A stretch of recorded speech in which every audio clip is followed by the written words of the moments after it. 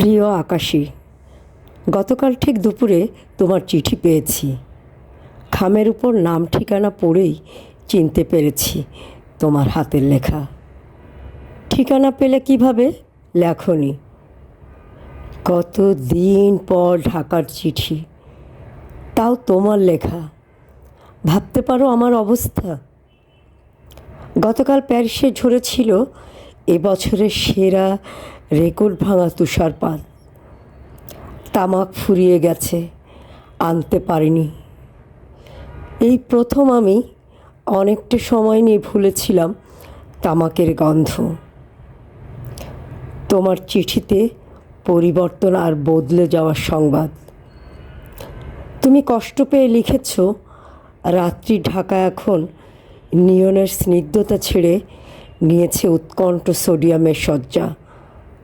আমাদের প্রিয় রমনা রেস্তোরাঁ এখন কালের সাক্ষী। মিষ্টি কয়েন বক্সের জায়গায় দখল করে নিয়েছে ডিজিটাল কার্ডফোন।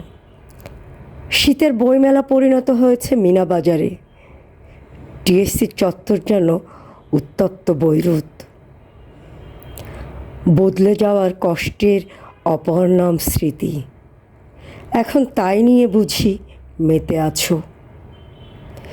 এই পরবাসে আমার চোখের সামনেও বদলে যেতে দেখলাম কত সুদৃঢ় ইতিহাস। বালির বাঁধের মতো ভেসে গেল পূর্ব ইউরোপ। নদীর পাড় ভাঙার মতো ভেঙে গেল বার্লিন প্রাচীর। ইংলিশ চ্যানেলের তল দিয়ে হুইসেল বাজিয়ে চলছে ট্রেন। ইউরোপের মানচিত্র এখন রুটি হয়ে গেছে। খিদে পেলেই ছিঁড়ে ছিঁড়ে খাও। স্বাধীনতা মানে যেন উদারপূর্তি। তুমি লিখেছ, তোমাকে ভুলে গেছি কি না। প্রিয় আকাশী, আমি জেনে গেছি পৃথিবীতে সবচেয়ে কঠিন কাজ ভুলে থাকা। স্মৃতি থেকে পালিয়ে বাঁচার জন্য এই সুদীর্ঘ প্রবাসের অর্ধেকটা কাটিয়েছি বহিমিয়ানদের মতো ঘুরে ঘুরে।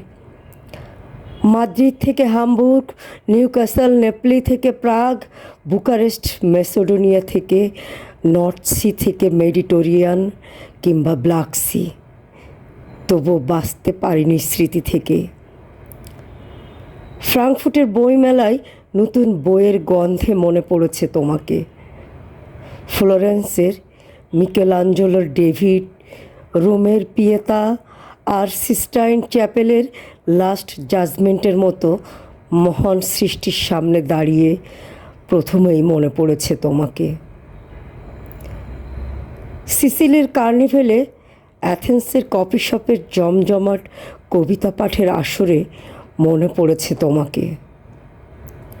পালারমোর সৈকতে কিংবা ভিয়েনার তারাজলা রাত্রির আকাশের দিকে তাকিয়ে মনে পড়েছে তোমার প্রিয় কবির কবিতা।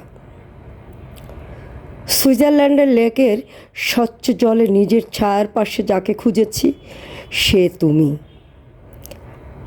ভ্যাটিকানের প্রার্থনা সভা শেষে এক গ্রিক তরুণীকে বাংলায় কি বলেছিলাম জানো? বলেছিলাম, তুমি আমার আকাশী হবে। ভুলতে পারিনি তোমাকে। শত চেষ্টা করেও পারিনি। আর কেউ না জানুক, অসংখ্য জিপসি রাত জানে সেই না ভুলতে পারার ইতিহাস। তুমি জানতে চেয়েছো প্যারিসের কথা। সত্যি বলতে কি, প্যারিস খুলে দিয়েছে আমার আত্মার চোখ। সঙ্গীত আর শিল্পের অভিন্ন সুর আমি শুধু প্যারিসেই শুনেছি। কনসার্টে যতবার মোৎসার্ট কিংবা বিটোভেন শুনেছি, ততবারই কেন যেন চিরদুঃখী পাগল ভিনসেন্ট ভ্যাঙ্গেলের কথা মনে পড়েছে। সমস্ত প্যারিসের রাস্তার গ্যালারিতে, ফেস্টিভ্যালে খুঁজে ফিরেছি ভিনসেন্টের কষ্ট।